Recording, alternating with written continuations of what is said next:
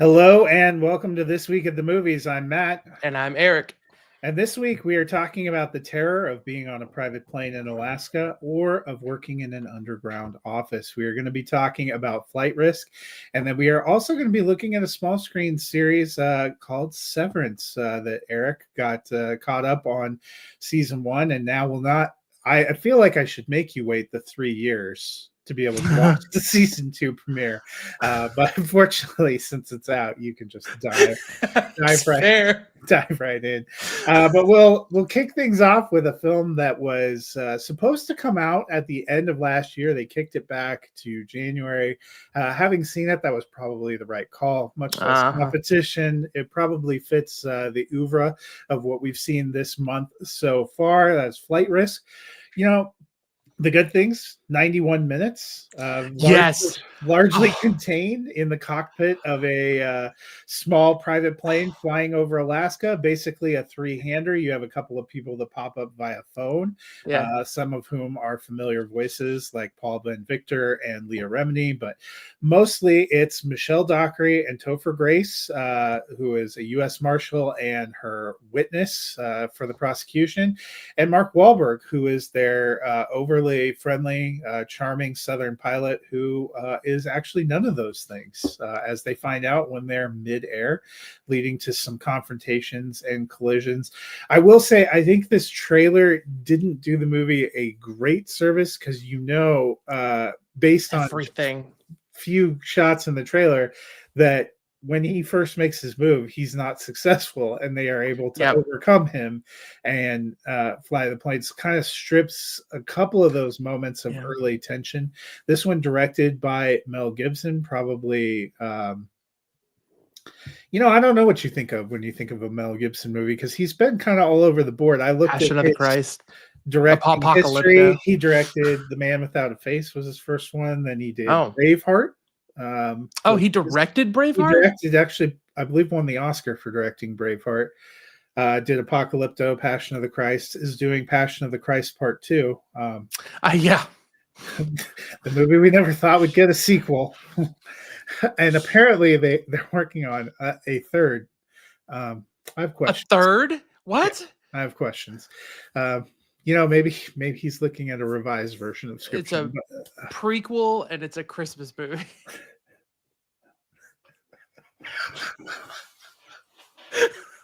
All right, Eric, why don't you share your thoughts on Flight Risk? On Flight Risk? Great. Wow. One thumb down. Gosh, man. Now, here's the thing. I'm not giving this 2 thumbs down immediately because it was only 90 minutes and the pacing of this was so tight and effective. That's what you want. That's what you want. Okay. But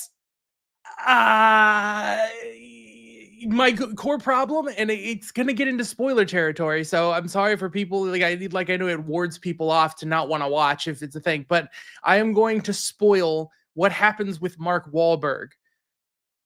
3, 2, 1, because it's basically nothing. And because of that, the rewatchability factor of this, you can only watch it once. So I would say, actually, for the first time viewing this movie, I'm kind of neutral on it. I think some people will like it. I think some people will not. But as a movie and a product in the year 2025, where we know that they're rewatchable and you're going to stream it and people are going to want to buy the Blu-ray and whatever, this is just what could you possibly get out of a second viewing of this? You have one extremely tense, really exciting sequence where Michelle Dockery and Mark Wahlberg are at each other while Topher Grace is locked up in chains and the plane is going to crash and they barely manage to get out of it. I think they extend the continually showing it this close to the ground thing a little bit too much, but that's not what here nor there. It's a very effective, very tense sequence. And then after that, Mark Wahlberg is incapacitated, then breaks free and is incapacitated, then breaks free and is shot and incapacitated, and then he just flies out the window. Oh, I can't hear you. I had a lot of questions because the emergency responders, Not doing a spectacular job. No. I don't think they would be chasing that closely. First, they get taken out by debris. Then they run over the survivors, being, yeah, their pursuit leaves a lot to be desired. Really, this was like the worst coordinated plan in history. The worst what? Coordinated assassination attempt in history. Absolutely. I mean, he had a lot of options. I guess he just, he had a style. They try to give you glimpses that, like when they find the person he displaced, well, it was really hard to identify him because of all the pieces he was in. Yeah. Okay, so the guy's just kind of sick, so he decided to make this like a sick time, I guess. I don't know. And what was his plan? It's never really clear what his plan was, where they were going to go, how they were going to, how he was disabling the plane, how he was doing anything. So, worst Southern accent probably in the history of time. You get a lot of that in the trailer, which was cringy, but was almost worse. Aggressively chewing gum, and then at one point just spit the gum in the back of the plane, and you're like, okay, bro, no. So there were things that I liked about the script and direction in terms of adding some beats of humor, adding some depth of character for Topher Grace and Michelle Dockery, adding some lighter moments, some emotional moments to really get you invested in them. But so one-dimensional for Wahlberg's character. You're right. Like the sequence and cycle of events was not spectacular. I gave it a thumbs neutral. I think it's fine. Like it feels like a fine January action thriller watch. But I agree with you. Like, would I watch it again? And when we were rating, this is basically where I was with Den of Thieves, Pantera, and with Wolfman. But I actually would drop this below both of them, because at least like Den of Thieves, Pantera had some interesting action and visual sequences that you could like their heist sequence. They have a car chase sequence that are great. Wolfman, I thought the visuals, some of the makeup and effects were great.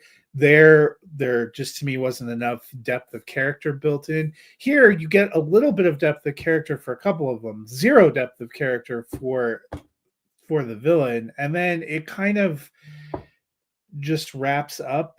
I thought it was a fine ride. It's probably what you're expecting in January, but there's a reason. Like originally, I think this movie was supposed to be coming out in like the heart of November.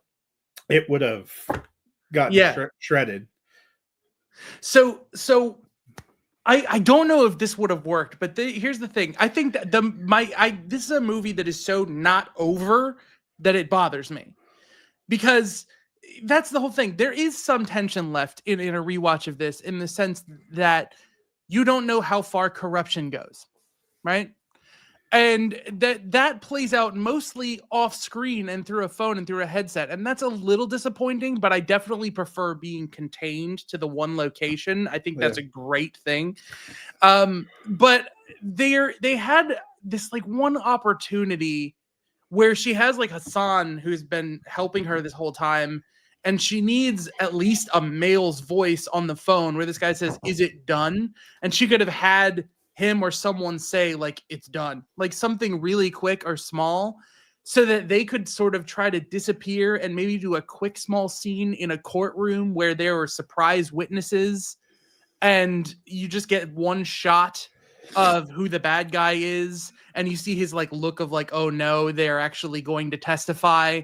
Just something conclusive, because all we know is that this guy is in a very powerful position, has the ability to make other minute workers work for him and attack the person, and they have to get all the way from Washington to New York before they can testify.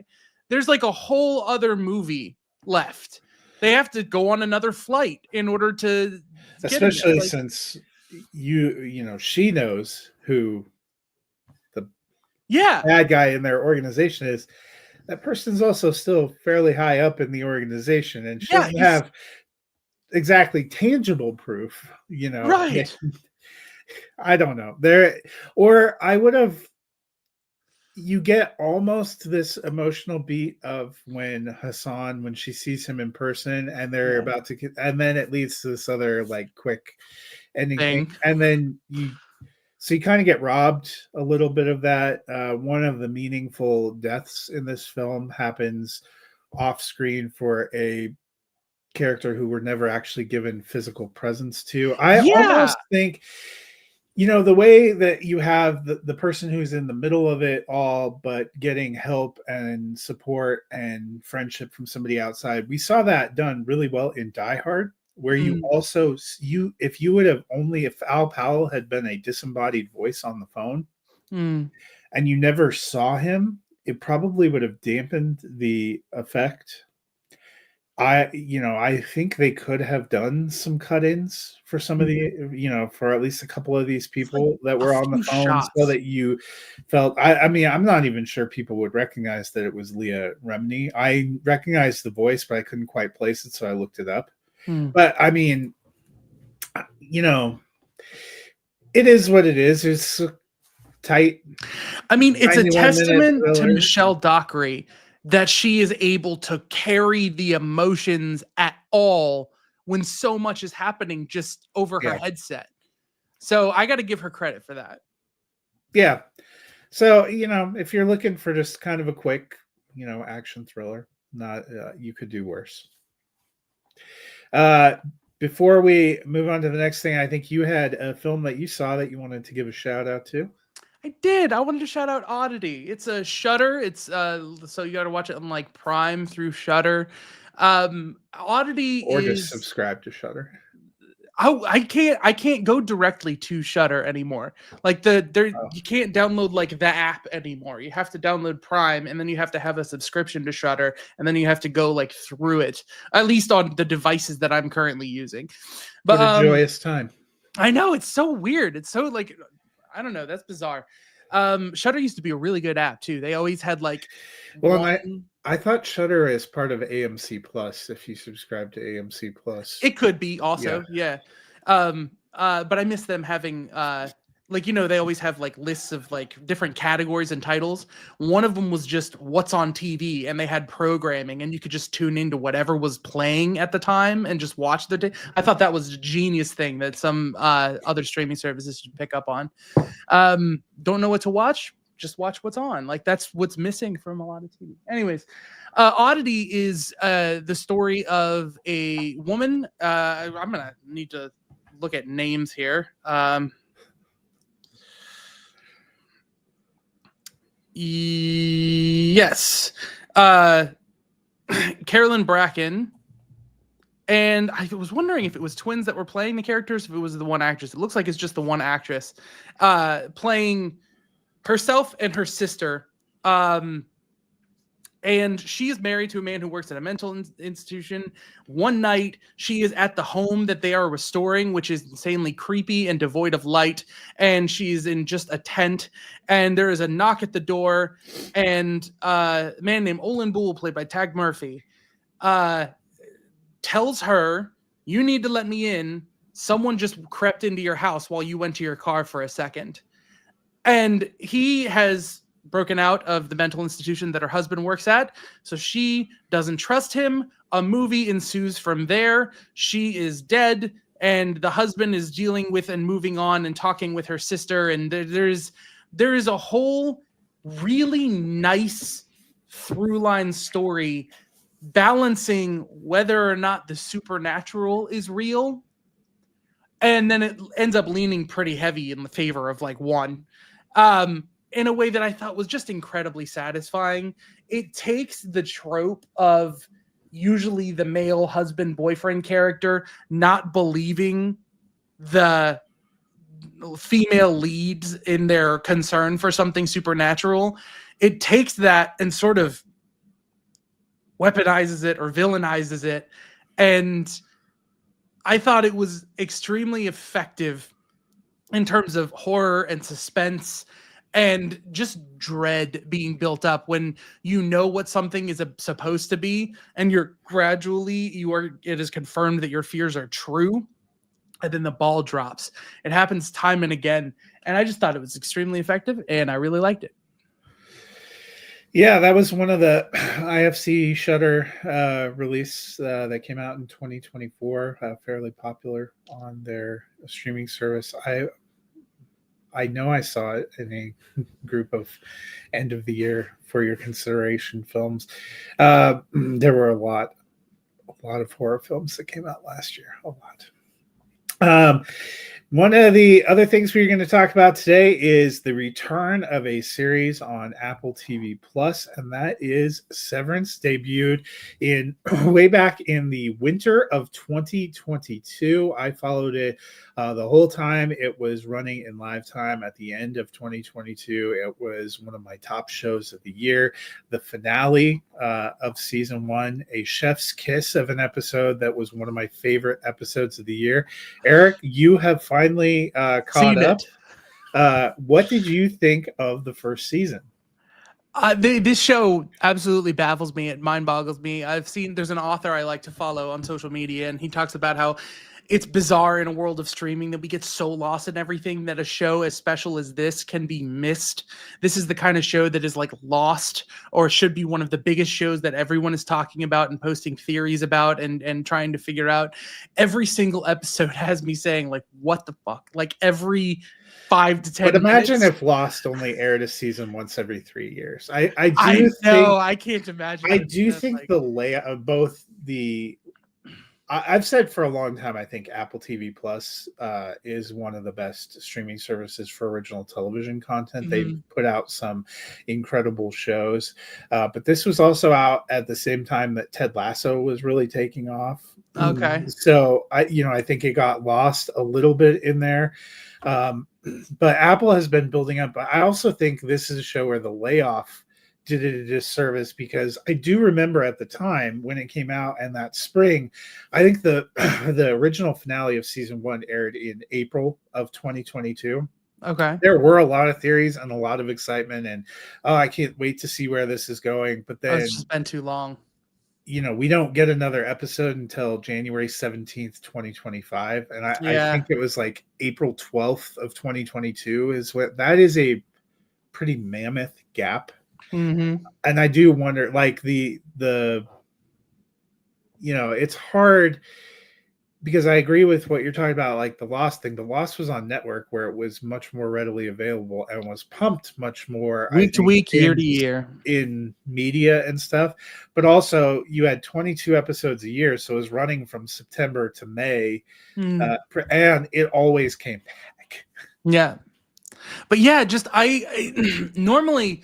Lately, after burnout with so many things like Game of Thrones and Star Wars and things that try and set up and taunt you with the mystery boxes and things like that, I just get burned out now. I just assume that the roadmap has not been laid, that people are figuring out as they go along, and I just don't get enticed in it anymore. When somebody asks me a question like, "Ooh, what do you think is happening?" I go, "Nothing, because you haven't written it yet." I get very cynical about these things. That would be very Lost. Yeah, but this show has a way of continually rewarding you with pieces of information in this web that kind of lets you feel at rest, knowing that there are answers to the questions that it raises in a fairly decent turnover. And just Mark's journey through the first season of being split and being preferably split to this state of questioning where I genuinely don't know if I'm rooting for him to be unsevered or not.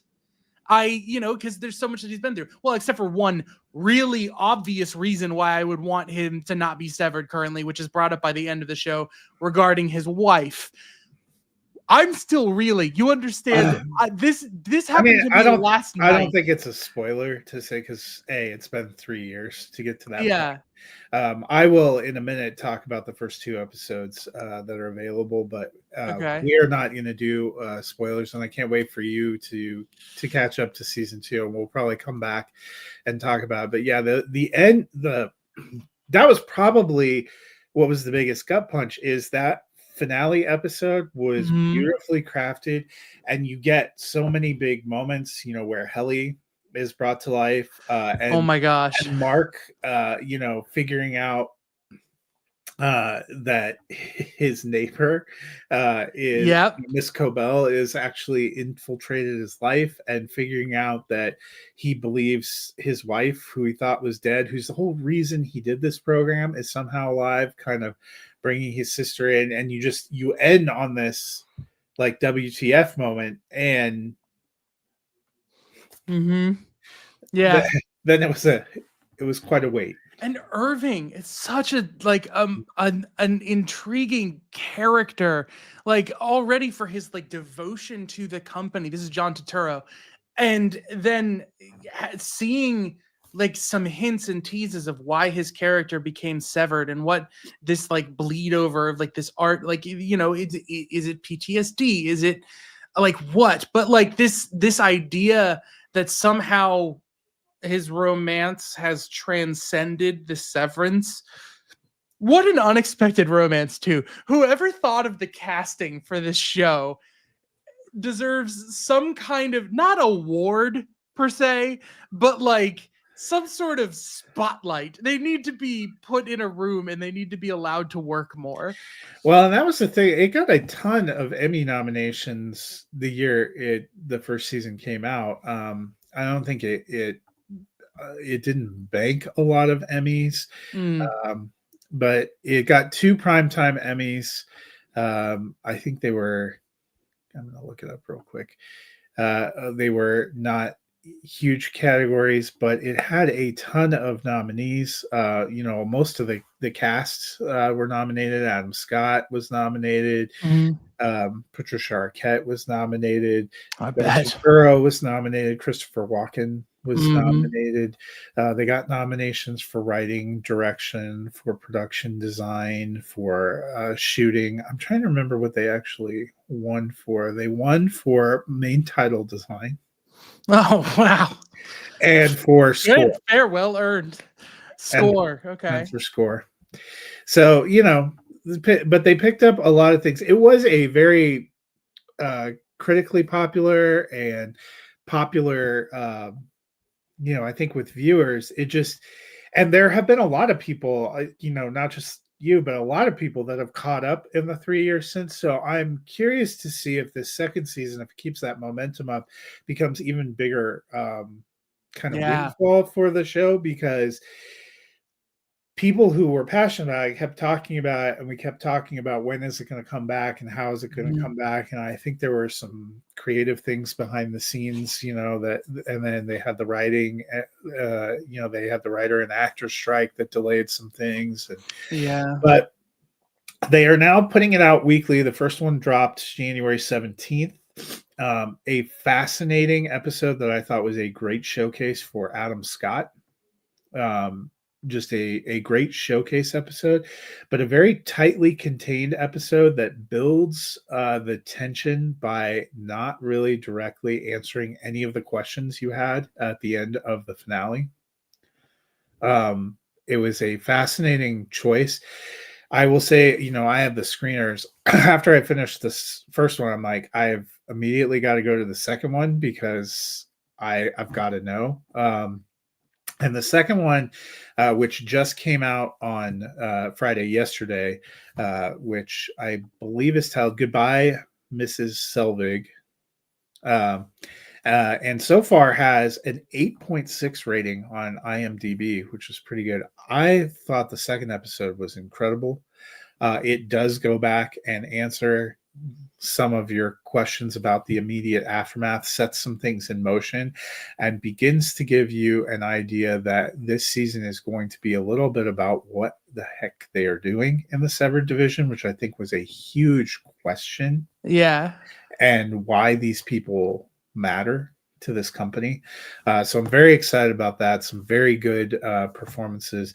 Apple has definitely requested that no specific plot be given away, and also, since you're watching the show, I don't want to give away any specific plot, but the first episode is wild and delightful and wonderful in its own way, but might leave you a little bit frustrated for the momentum for some of the things that you're highlighting from that finale, especially since you've just watched the finale. That's cool because I waited long enough for episode 2 to be out. The second episode I thought was pretty outstanding so far. And I'm very excited to see where this is going. I'm excited for you to catch up on more so we can keep talking about this. Sure. And I would say, great time to check it out. The first season was only 9 episodes. It's a fairly quick watch just because you get into the mystery and the ongoing premise. And I thought it really built well. At the beginning, I was like, well, this is interesting. I don't really know where it's going. I think if I went back and looked when I usually review the pilot and second episode for pieces on here, I thought it was okay. And it was interesting enough that I was going to continue, but I wasn't totally sold on the premise. But it was one that really built through the first season. By the time you get to the end, to the finale, it's like, oh my God, I can't wait to see this. And let me tell you, the crushing 3-year wait. I talked to my wife about that, and when we rewatched. I had her watch Yellowstone. Okay, and that's a show I watched while it was on. And I can't remember if it's third season into fourth season or second season into third season, but one of them, they leave you with this incredible cliffhanger where it looks like all of the characters might have died. And in real life, in IRL, it was 18 months and she just let's watch that next one. I got to see what happens. I'm like, yeah, I know you too. That is the tough thing when you are a fan of a show and you are watching it in live time. Some of these layoffs, Game of Thrones did that too. They had some 12 to 18 month layoffs.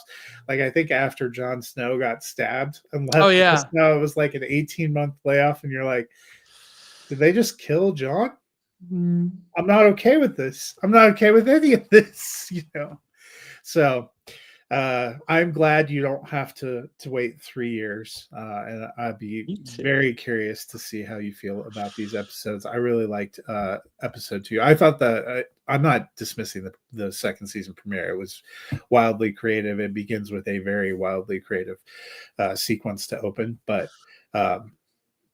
for the part of me that really enjoys driving some of these story questions forward, 2 is probably a little more satisfying. Yep. So before we get out of here, you know what? There was another big thing that happened this week. I don't know if you've heard of it. There's this academy. I think it might be the Academy of Motion Picture Arts and Sciences. So they teach people about movies? I assume that's what they mostly do. Apparently, they're handing out some kind of awards named after Oscar the Grouch. I don't know. No, I'm just kidding. We finally, after a couple weeks of delay, got the Oscar nominations announced. Not going to dive into every category, but Eric, I'm going to read you the 10 films nominated for Best Picture and let you give a reaction. So 10 in the Best Picture field this year. First up is Anora. Also got nomination for Best Actress for Mikey Madison, Best Supporting Actor for Yuri Borisov, I think, and Best Director for Sean Baker. The Brutalist also got a nomination for Best Director for Brady Corbett, for Adrian Brody as an actor, for Guy Pearce as supporting actor, and for Felicity Jones as supporting actress. A Complete Unknown, which is the one about Bob Dylan, also got a Best Director nomination for James Mangold. Timothy Chalamet nominated for Best Actor. Monica Barbaro for Best Supporting Actress, and Edward Norton for Best Supporting Actor. Conclave, one of my favorites, got a screenplay nomination, a score nomination, and Ralph Fiennes got nominated as Best Actor. Dune Part 2, wasn't sure if it was going to make the Best Picture field. Only got a couple of nominations for some technical categories, but it did make it in. Amelia Perez, which led the field with 13 nominations, is also nominated for Best International Feature and got acting nominations and directing nomination, writing nomination. It was the most nominated film with 13. I'm Still Here, which is another international feature from Brazil. Also in that category, Fernanda Torres, the lead actress there, also got a nomination. Nickel Boys, which did pretty well, got a writing nomination, got some other technical nominations. The Substance, which got a additional nominations for Demi Moore for Best Actress, wow, and for Coralie Fargeau, who for writing and directing, and Wicked, which ended up getting 10 nominations, including for Cynthia Erivo and Ariana Grande. So that's interesting. Are the 10 films. Wicked and The Brutalist each with 10 nominations. Amelia Perez with 13 led the way. What do you think of the field? It just reminds me how interesting of a year 2024 was. It's a broad scope of things, and there's 2 blockbusters in there, which is just like a little bit on the rare side, I think. And like, I'm rooting for a lot of things. I mean, I root for the horror genre, so I'm curious to see how The Substance does. I haven't seen like Anora the Brutalist, Amelia Perez, but I want to see Anora in The Brutalist. I have no idea what Amelia Perez is. Maybe I would want to see that. It sounds. Well, Amelia Perez probably the easiest to find. It is on a Netflix film. Oh, okay. So cool. It is streaming on Netflix. It's a musical from Jacques Audiard. It is the official entry from France, even though it is in Spanish. And set in Mexico. It made history because the lead actress from that film, who was nominated in lead actress, Carla Sofia Gascon, is the first transgender woman to be nominated for Best Actress. And then Zoe Saldana got for Best Supporting Actress. It's I feel like it's been a polarizing film. Some people love it, and obviously the Academy loved it. I thought it was very daring and creative in the story it tried to tell and the way it tried to tell it. Has 2 original songs up in the Best Original Song category. And definitely one, it's hard to describe. You'd have to check it out, but that is the easiest one to find because it is streaming on Netflix. I think Anora is on VOD. The Brutalist is actually now finally making it wide into theaters. It just opened here this weekend, but that is a commitment. It is 3 hours and 35 minutes and includes a intermission. And it's not a happy story. I'm just going to be honest. The title sounds brutal. Yeah, the name is apt.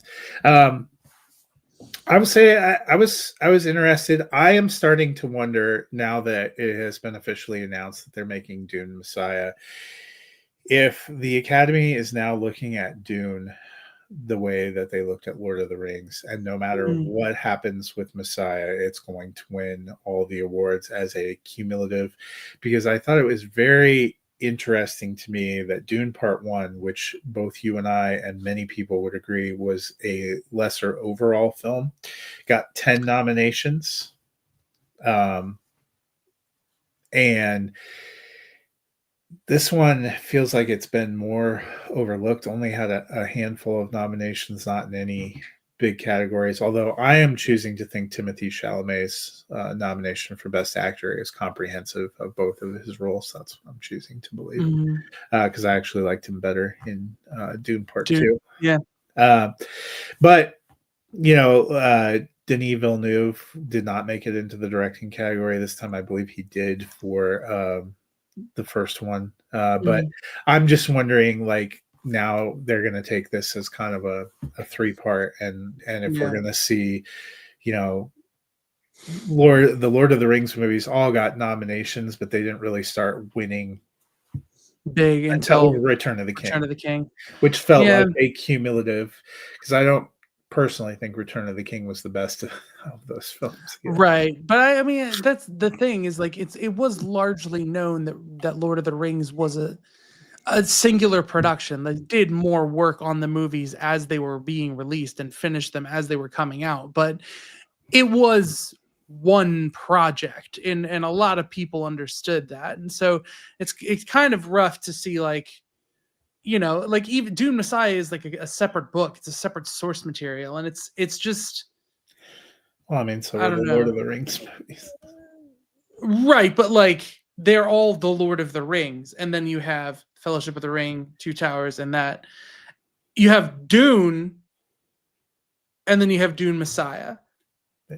It's like, I don't know, like it's hard to explain why I feel like it's different, and so I'm worried that it's a movie that came out really early in the year, and there's a lot more hype around things that are closer in time. But I don't know. Maybe you're right. I hope you're right, because I'd like to see the kind of praise for the just sheer scope of filmmaking that, I just like to see the movies get recognized. So, yeah. Yep, and we'll have more time. We'll probably talk about some of the races as we go forward over the next couple of weeks. I'll pick one of the races and we'll look at them, because we have until March 2nd is when the Academy Awards take place. So a couple of weeks to marinate on these, and as so often happens, you're going to see a lot of these movies start going wide or going back into theaters. Sing Sing, The Substance went back into theaters last week. September 5, which got an Academy Award nomination for writing, went into theaters. A lot of them are on streaming. Conclave, you can check out on Peacock. Dune Part 2 is obviously on Max. Wicked is supposed to be coming to Peacock here in the next couple of weeks. A good year for Universal, which owns Focus Features, because between Wicked and Conclave, they got, I think, 25 nominations. So pretty good. Well, that'll do it for us today. Hope you guys have a wonderful week. Stay warm out there. It feels like this has been the coldest start to a year. January, even Eric got snow. Even Pensacola, Florida. Yeah, my favorite was the white snow-capped sand dunes in Florida. A community that is so well prepared for winter. I know. Yeah. So I think we would have been too. We had school shut down for the actual county I live in had school shut down for 4 out of 5 days this week. Well, I saw pictures of that. I mean, 7.5 inches is no joke. That would probably give us. That's not what we got. Oh. Now the places that got it the worst got like 7 inches, and they had to deal with what they dealt with.